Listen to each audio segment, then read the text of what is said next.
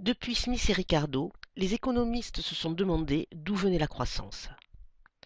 Dans les années 50, Solow se pose deux questions. Comment expliquer la croissance? La réponse à cette question est essentielle pour les pays en développement. Ils pourront ainsi mettre en place des stratégies pour entamer un processus de croissance. Solow élabore alors un premier modèle explicatif de la croissance. Aux sources de la croissance, l'augmentation du montant du capital investi. Grâce à l'investissement, chaque travailleur dispose d'un équipement plus performant et peut alors augmenter son efficacité. Le PIB par habitant peut augmenter. On est alors dans la première phase des rendements factoriels. Ils sont croissants.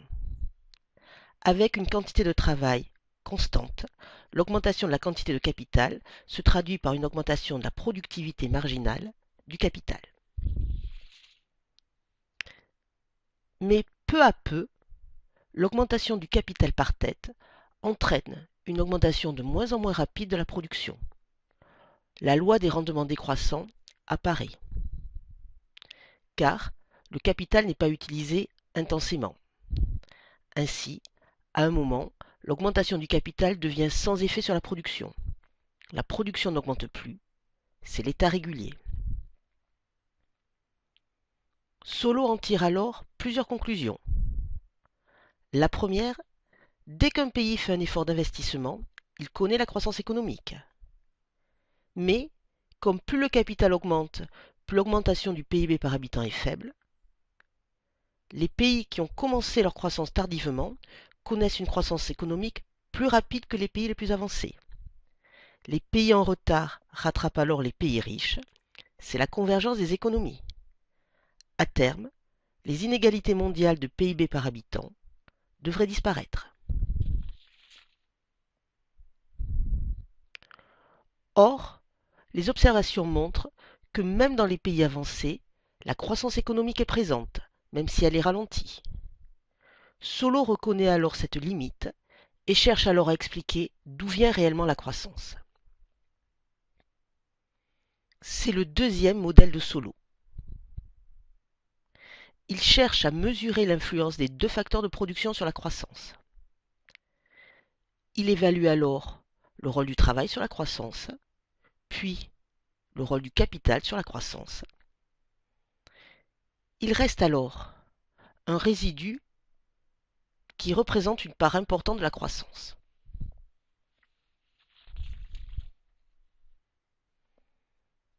Ce résidu est la part de la croissance qui n'est pas expliquée par l'accumulation des facteurs de production.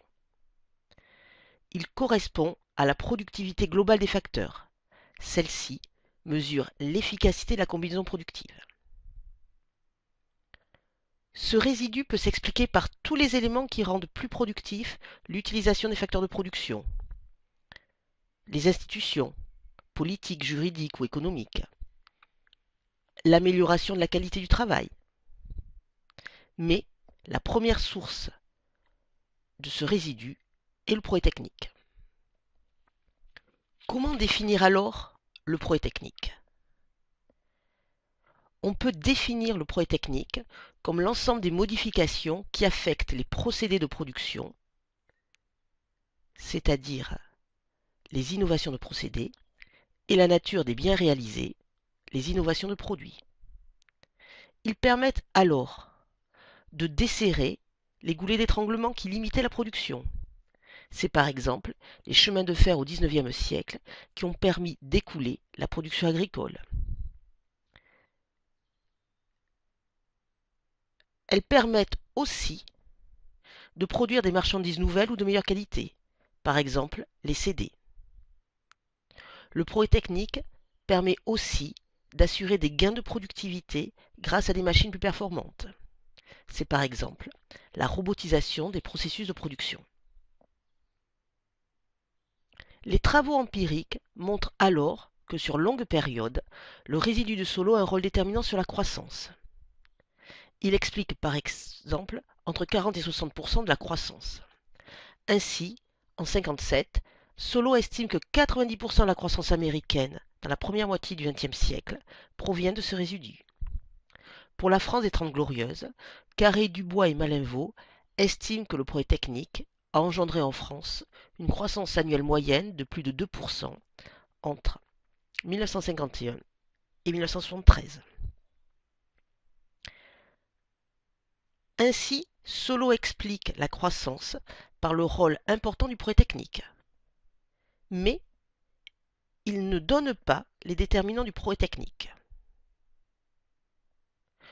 Les déterminants du progrès technique ne relèvent pas d'un calcul économique. Le modèle de Solow ne peut donc pas expliquer une partie de la croissance, puisque le progrès technique tombe du ciel.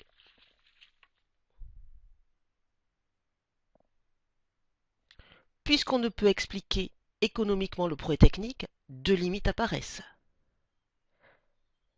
Première limite, on ne peut pas expliquer la croissance, puisqu'elle provient d'un résidu inexpliqué.